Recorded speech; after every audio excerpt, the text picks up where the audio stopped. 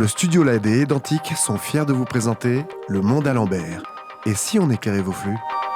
Bonjour, bienvenue dans Le Monde à l'envers, cette émission de Supply Chain Village qui ambitionne de rapprocher le monde de la logistique du monde politique. Et en cette période où la logistique est apparue dans la crise de gestion de la pandémie, mais aussi de l'après-pandémie et des questions qui se posent sur la relance et sur cette mondialisation, la logistique est de plus en plus prégnante. Donc nous accueillons des experts et aujourd'hui nous accueillons Guillaume Allemand. Bonjour François Michel. Bonjour Guillaume, merci d'être avec nous. Alors, c'est un plaisir. Associé fondateur de Sitwell. Sitwell, vous en êtes aussi le directeur général et Sitwell est aux premières loges, en première ligne dans la gestion notamment de la pandémie et de la question qui se pose de la situation nouvelle qui s'expose à nous les politiques. Et avant qu'on parle de ça, peut-être parlons de Sitwell. Merci, oui, un tout petit peu si vous voulez bien. Donc Sitwell, nous sommes un cabinet de conseil en fait spécialisé en supply chain. Nous avons aujourd'hui 70 consultants spécialisés donc, qui sont présents en France, entre Paris, Lyon et Nantes. Nous sommes en train de nous internationaliser, d'ouvrir des bureaux à l'étranger, notamment aux États-Unis et en Angleterre.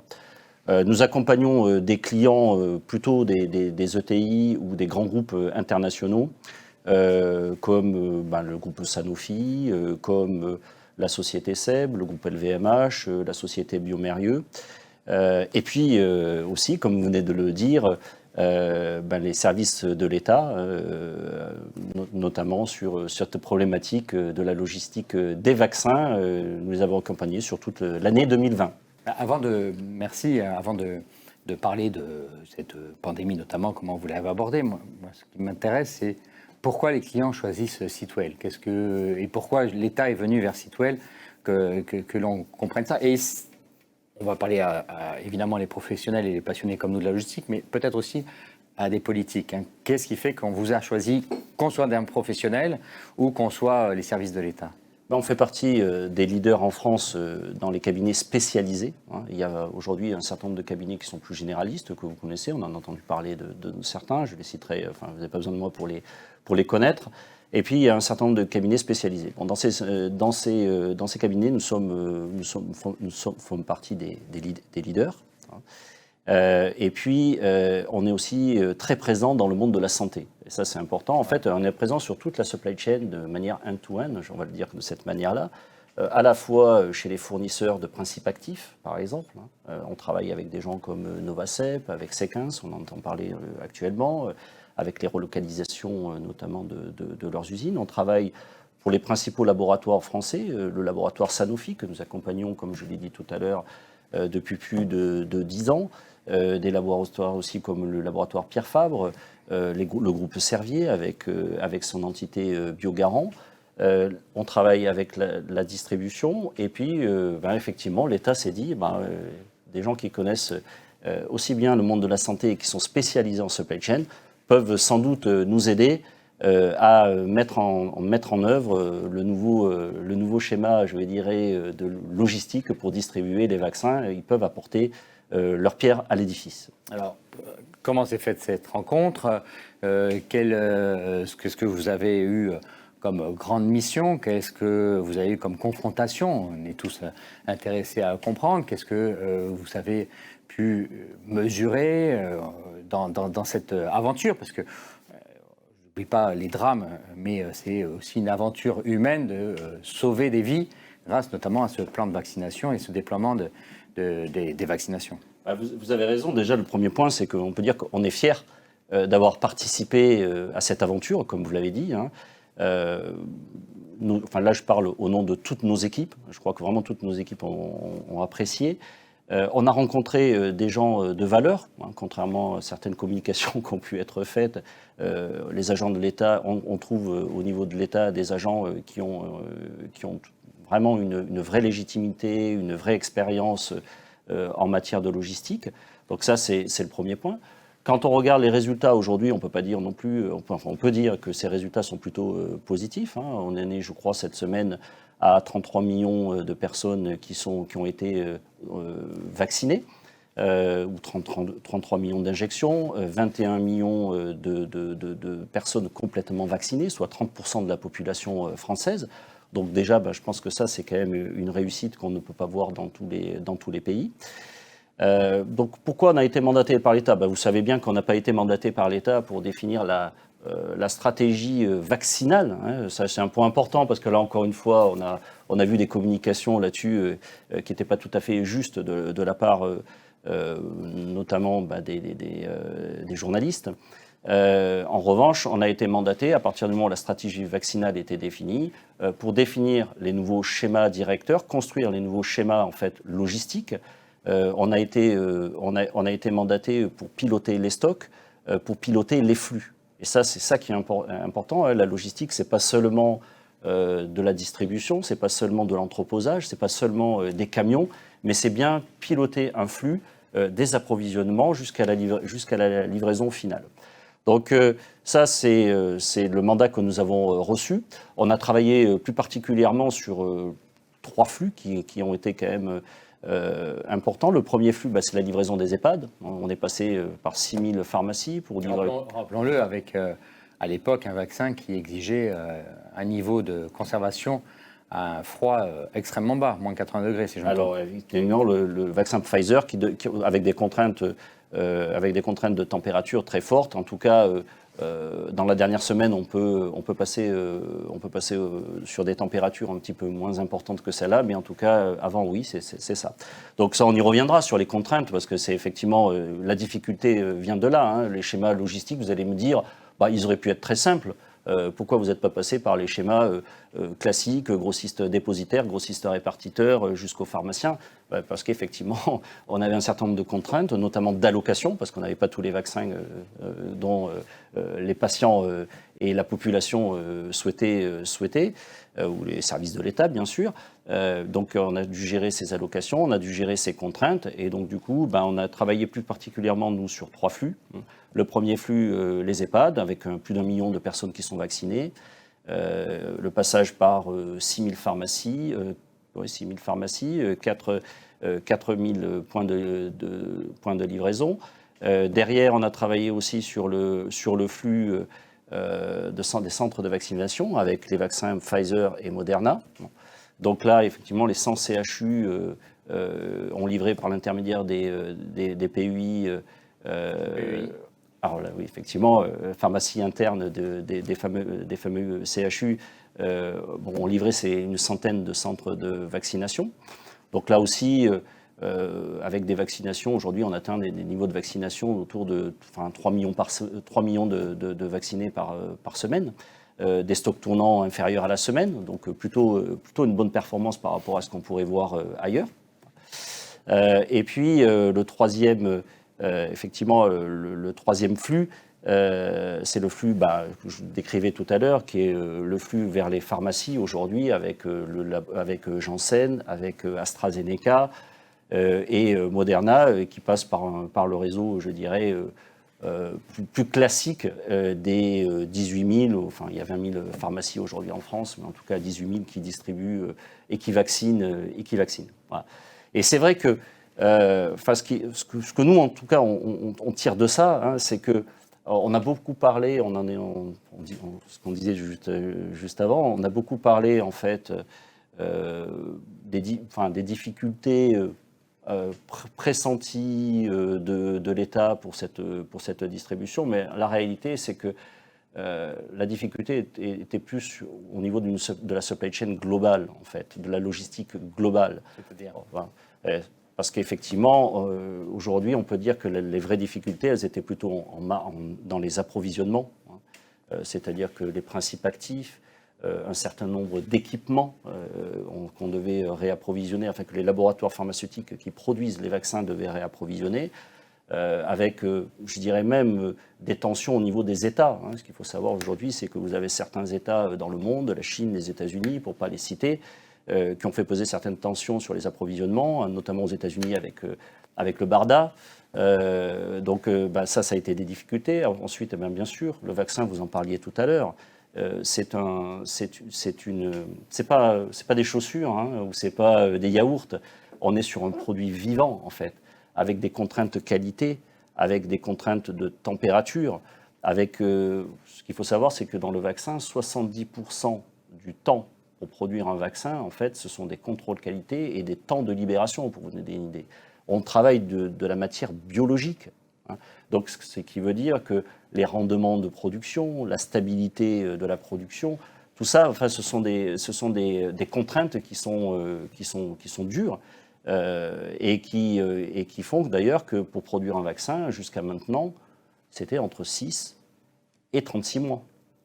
Alors effectivement, bon, l'avènement de l'ARN fait que c'est plus tout à fait ça, mais en tout cas, le lead time, le délai de production d'un vaccin est très long. Donc en fait, les difficultés, c'est ça qui n'a pas peut-être été vu par, je dirais, l'ensemble des acteurs sur la chaîne. La difficulté, c'était plus une difficulté de supply chain amont finalement que de supply chain aval. Et assez étonnamment, tout le monde a parlé plutôt de la partie distribution, supply chain aval. Quand je dis tout le monde, que ce soit les journalistes ou même quelques professionnels, ça m'a un petit peu étonné aussi. Voilà. Ouais, les questions se sont posées. Nous, aujourd'hui, justement, on parle logistique, politique, logistique, mais tout d'abord, avant de parler de pure politique, il y a la rencontre du monde privé avec les services de l'État. En une ou deux phrases, comment vous le définiriez ? Bah écoutez, un travail en synergie très forte, hein, vraiment une synergie. Donc nos équipes ont travaillé en commun, localisées au même endroit. Je pense que ça a été très productif. Une confiance qui a été établie entre les services de l'État et notre société, parce qu'aujourd'hui on est, grâce à, je dirais, à cette première collaboration, parce que c'est notre première collaboration au sein de la DGS, de la Direction Générale de la Santé, au sein de Santé Publique France, eh ben, on a la chance d'avoir été recommandé sur un certain nombre d'autres entités de l'État, donc plutôt quelque chose de très positif, à la fois pour nos équipes, et je pense aussi pour les équipes de l'État, les agents de l'État, puisqu'ils renouvellent, voire même ils pensent à nous dans d'autres organisations. Alors, comme on s'approche déjà de la fin, parce que c'est tellement passionnant qu'on ne voit pas le temps passer, on a encore du temps, je voudrais vous poser une question sur la gouvernance nationale ou territoriale, ou les deux. Qu'est-ce qui est nécessaire pour le monde politique d'intégrer, de mettre en œuvre, de poser sur la question logistique? Comment vous sentez, et là je sors des agents et des fonctionnaires de l'État qui sont tous extrêmement engagés et personne n'en doute, bien au contraire, et je parle plutôt de ceux qui nous dirigent, à commencer par moi puisque je suis député. Qu'est-ce que vous diriez qui peut-être manquerait? Comment vous verriez les choses peut-être évoluer? Quelles seraient peut-être même des idées, soyons fous, que vous lancez et qui peuvent rebondir? Alors en plus, je me permets, mais on est à moins d'un an du grand changement français, la présidentielle, les législatives, c'est là où on repose les bases d'un programme. Peut-être aussi envoyer un message. Espérons que les candidats regardent Supply Chain Village et peut-être même l'émission Le Monde à l'envers, envoyer un message de et si 2022 était, il y avait un projet sur la logistique, qu'est-ce que vous leur proposeriez? Ce que je leur dirais, moi je reviendrai un petit peu à la définition qu'on veut donner, que le monde politique veut donner à la logistique, à la supply chain. Si on réduit la logistique ou la supply chain à c'est une succession de tâches ou d'opérations physiques, et on la concentre plus particulièrement ou on la limite plus particulièrement à l'entreposage, au transport, au stockage, à l'emballage. On va dire, aujourd'hui, l'État fait ce qu'il a à faire.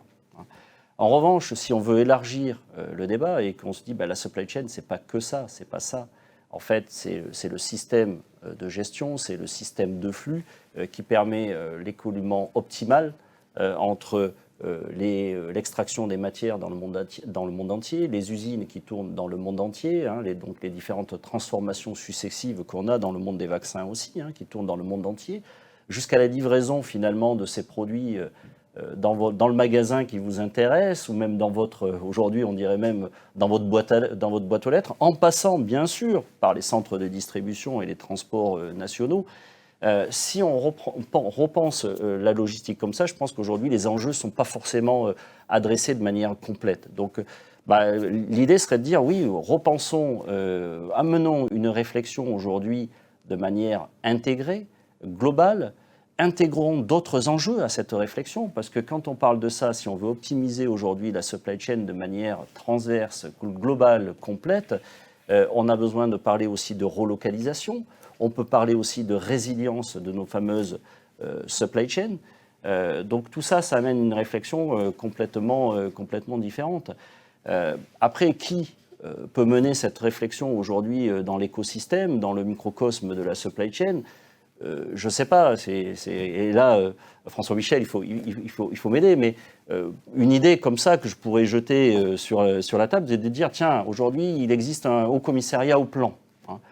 C'est des gens qui, normalement, sont là pour orienter, mener des réflexions, orienter l'État sur des réflexions qui sont sociétales, économiques, environnementales, des réflexions qui vont être disruptives pour l'avenir de la France. Eh bien, je pense qu'on pourrait intégrer ce genre de réflexion au commissariat au plan. Et puis peut-être aussi intégrer de nouveaux acteurs, parce qu'aujourd'hui, les acteurs qui ont beaucoup été intégrés dans ces réflexions sont plus des acteurs en fait, qui sont des 3PL, qui sont dans la logistique, qui sont des stockeurs, des transporteurs. Mais finalement, des acteurs comme nous, qui raisonnons plus supply chain globale, on a été peu impliqués. Pourquoi ne pas être impliqués? Pourquoi ne pas impliquer aussi les universités, les chercheurs? Aujourd'hui, il y a beaucoup de recherches. En France, on a la chance d'avoir une université en pointe, sur le plateau de Saclay, pas loin, avec les grandes écoles d'ingénieurs, avec les grandes écoles de commerce. On fait beaucoup de supply chain, de supply chain de manière globale et pas seulement de logistique au sens camion, entreposage. Donc pourquoi ces gens-là, en fait, ne peuvent pas être aussi... Je pense que ces gens-là ont beaucoup de choses à dire aussi dans cette réflexion. Voilà quelques pistes. Merci beaucoup, Guillaume. Nous arrivons au terme de cette émission. Le Haut Commissariat au plan, personne n'avait encore suggéré de le saisir. On peut même le saisir relativement rapidement. J'enverrai à François Bayrou notre émission. D'autres ont proposé délégué interministériel, un secrétariat à la logistique, un secrétariat d'État à la logistique, un observatoire de la logistique, même un des invités, une proposition de loi d'orientation qui parle de logistique supply chain. Voilà, donc on voit que ce monde politique va devoir trouver les moyens de travailler plus avec cet enjeu qu'est la supply chain, parce que c'est un enjeu de pilotage politique important. Je vous remercie encore, Guillaume Allemand, directeur général de Sitwell, et je dis à très bientôt dans l'émission Le Monde à l'Ambert, l'émission de Supply Chain Village qui ambitionne de rapprocher les politiques des logistiques. Et aujourd'hui, nous avons eu un logisticien qui était au cœur de l'action politique, extrêmement intéressant. À très bientôt. Merci. Merci. Le studio LED et Identique vous ont présenté Le Monde à l'Ambert. Et si on éclairait vos flux ?